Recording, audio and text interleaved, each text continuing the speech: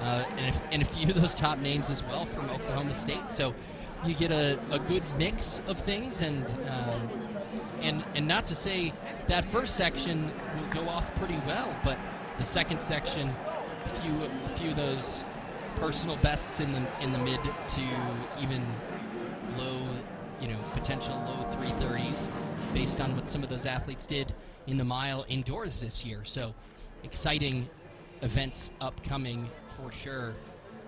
As we saw on the schedule, 3,000 meter steeplechase leading into the 4x1s and then 1500s. Indeed, and Katie Klute of Oregon in this steeple. She won the USA Under-20 Championships in this last year, was 11th in the World Under-20 Championships, and she was second in the Pac-12s up in Boulder, Colorado at high altitude. Katie's kind of a big game hunter. Really performs her best. She was also 6th in the Pac-12 5,000 last year, running that 2 days after the steeple. And there are 4 ducks in here: Sam Humphreys, Hannah Subert, Kendall Martin, and Katie Klute. And Kendall Martin, by the way, Declan, 4th in the Pac-12 steeplechase. So you have the 2nd and 4th place finishers from last year's Pac-12 championships. Yeah, and not to mention, Klute had a really great run at the NCAA championships. Just you get stuck in that position where you're in the slower of the 2 heats, ends up being the first one out of making the final. But Klute here, excited to be back on the track. Last track race representing the Ducks was at the NCAA Outdoors, but of course, like many of them are, still at this track, not too far to travel for these Ducks. And a little team huddle as they get ready just a few minutes before our women's 3,000 meter steeplechase is underway. There's your full, taking a look at the full start list on this. We've got 4 Oregon Ducks in total. Sam Humphreys, Hannah Subert, Kendall Martin, and Katie Klute. You see those start lists on your screen. Sadie McCoy of Eastern Oregon, Jenna Muma of Wichita State, Gabrielle Metzger of Multnomah, Delaney Ulrich running unattached, Jamie Hamlin of Oregon State. Kyle Kepler, the head coach at Utah, has done a marvelous job with his distance running crew, and he's got another one in here that should be intriguing, Sonia Kuralova. Be interesting to see how she performs. Actually do not see her out there. I'm looking for the all red singlet of Utah. Maybe she's a late... No, there she is.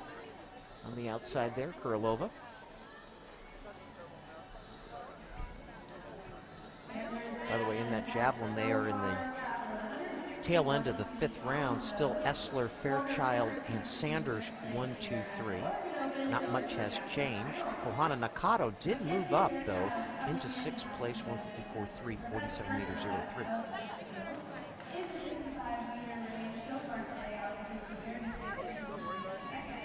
Perfect conditions, Declan. About 68 degrees at Hayward Field. Very light wind. Yeah, we saw during the national anthem a light breeze, which is not too bad, especially with the, you get most of the track is protected here, and also tend to have the steeples a little bit earlier in the meet. They won't be too hot, but they might like it a couple degrees cooler. I think as we get to the 5,000s later tonight, they might think it's a little bit warm, but I think for everybody else that's racing here today, pretty optimal temperatures, and I think especially for Oregon in April, it doesn't get much better than this. No, it doesn't, and we're going to see some of that Utah powerhouse distance running team in that 5,000 a little bit later tonight. Morgan Jensen, Anastasia Peters, top high school recruits, Lindsay Peters, Clara Mayfield. That's some heavy hitters from Utah that will be out there in that 5,000, plus Emily Chaston and Kylie Hartnett. As I said, Kyle Kepler really done a nice job with that Utes program.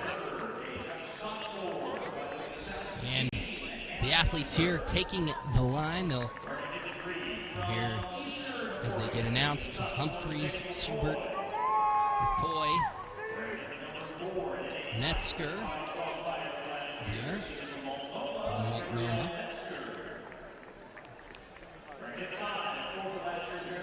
And great opportunity for all these athletes to really start ramping things up, Tom, as you get a little bit deeper into the outdoor season. Only a few more opportunities before conference championships for athletes to go and throw down marks and really chase a few more times, especially with relay weekends and things like that start to become top of mind ahead of championships. So certainly a good opportunity on a warm evening in Eugene to go run some quick times. It's hard to believe, but the outdoor season is 5 weeks old. This is A&M's fifth outdoor meet of the season.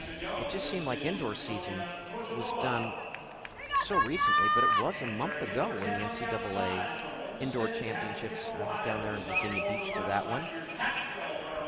Katie Kloot, having that experience running at the World Under 20 Championships is just invaluable. Having that opportunity to get in some international competition.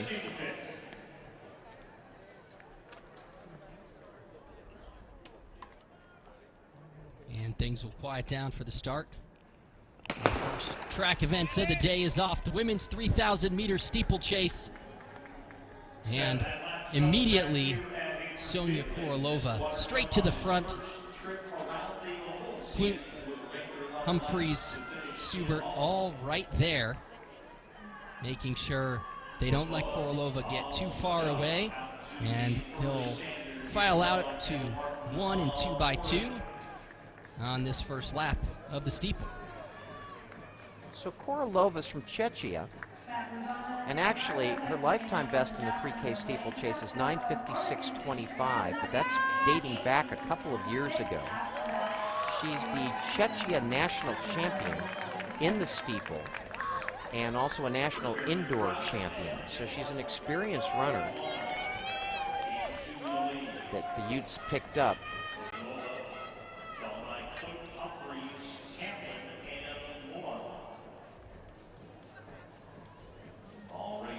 And Kenneth Martin of Oregon making her way up to the front, taking the lead over from Korolova. Korolova, though, sticking with and making sure she's got a clean line of sight coming up onto the barrier. And you can see the good hurdling technique that Korolova has.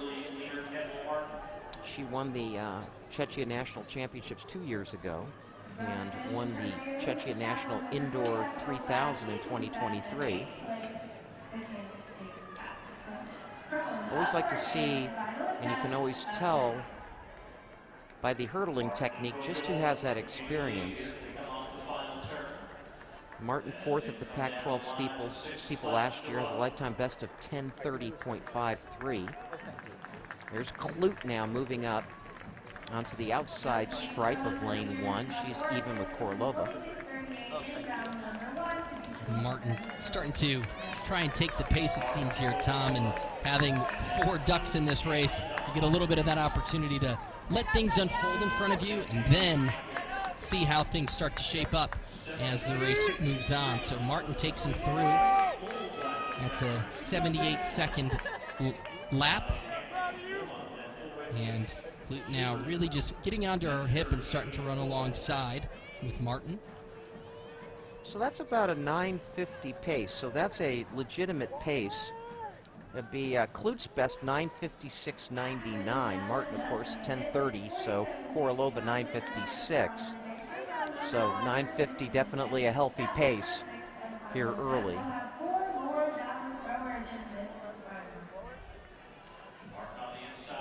As they approach the water barrier, it's Martin, Kloot, Humphreys, Korolova, Hamlin of Oregon State starting to mix it up, and then a bit of a gap before Jenna Muma of Wichita State. Looking forward to the men's race coming up, too, with Benny Balaz and Sergio Del Barrio of the Ducks. They're two very, very good steeplechasers. That's going to be an exciting... Benny Balaz, the USATF Under-20 steeple champion in 2023, and Sergio Del Barrio, the European Under-20 steeple champion in 2023. So that should be a good one. Now, Kloot's starting to assert herself here. Right as they approach that turn in the lap, Kloot made a little bit of a surge to the front and starting to get a little bit of distance from the rest of the field, just a few meters on Martin and Humphreys. Kloot has that economical style, very nice hurdling technique. You'll notice on her lead leg, the left leg, just nice snap, which is what you want over the hurdles.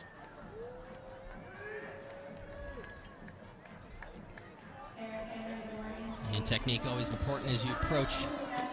Another water jump goes off without a hitch for the top 6.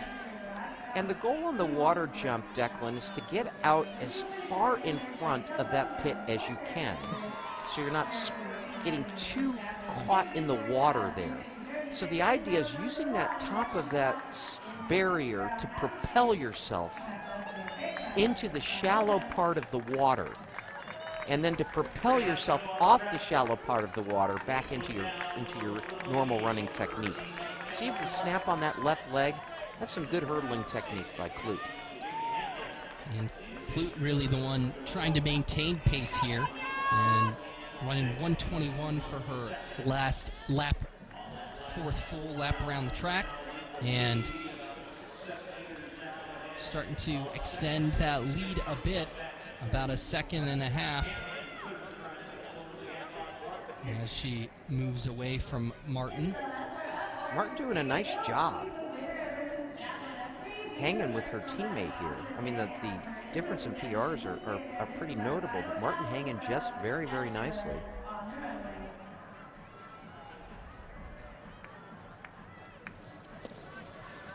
So you see how Kloot gets out in that shallow part of the water, more so than a couple of these other steeplechasers who get mired down into that deep end.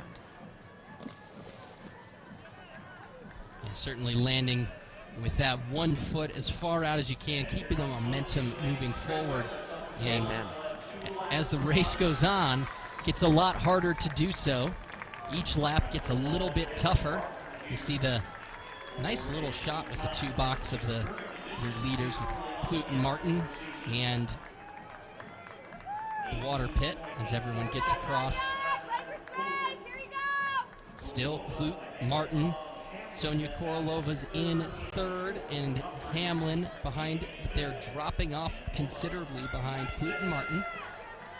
Tell you what, Kendall Martin's going to get a monster PR here if she can keep this up. Lifetime best 10:30 for the woman that took 4th in the Pac-12s. And she's going to really bang that down there.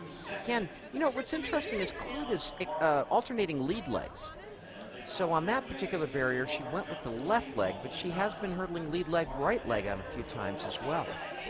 Well, that versatility, too, to be able to approach a hurdle like that. You don't have to stutter as often. You don't have to think about switching legs. If you have that versatility, and it allows you to really just keep moving forward, keeping that momentum into each hurdle. And Kloot putting on a clinic here, back to that right lead leg. And I like the staccato. She doesn't have a great deal of leg lift or long strides, but there's that staccato rhythm that she's doing quite well with here. And at 7:27 with a lap to go, and running 80-second laps, so Kloot really pushing towards that right around 9:50 pace that they started on. And she's got a good gap on Martin, but Martin maintaining well about 4 or 5 seconds back. Kloot just staying really consistent in those 80-second laps, the last few laps. Indeed, and looks like they hit the bell of a lap too early, Declan. So I hope that Kloot did not get confused by that, because that can happen. You know, when you're just focused on putting 1 foot in front of the other, and when you hit the bell a little bit earlier, go, well, maybe it is my last lap, because I'm You kept me focusing on my honest, Tom, technique and because form. you kept me honest because I started doing my math thinking how they were absolutely ripping it here. But you're right, is looking more like a low 10 rather than a 950s. So Yeah, still so a she now lap has to one go, lap but to go.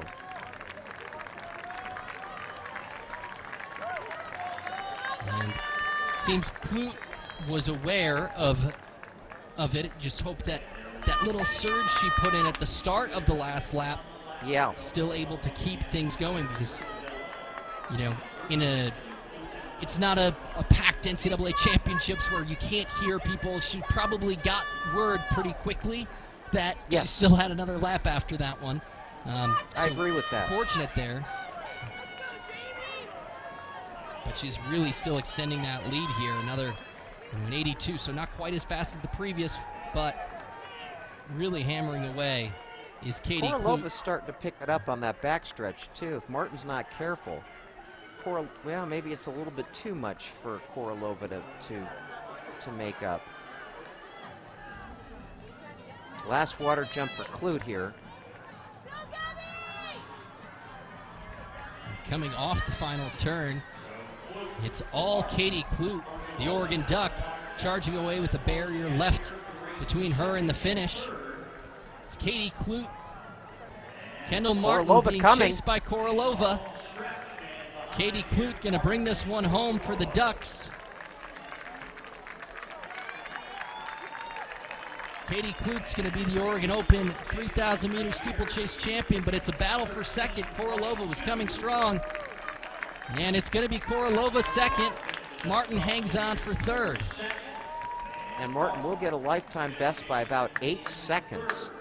But Korolova came on like gangbusters in that last lap. She ran 76.3 on the last lap. Pretty impressive. And in is Jamie Hamlin of Oregon State, followed by Jenna Muma of Wichita State. Delaney Ulrich running unattached.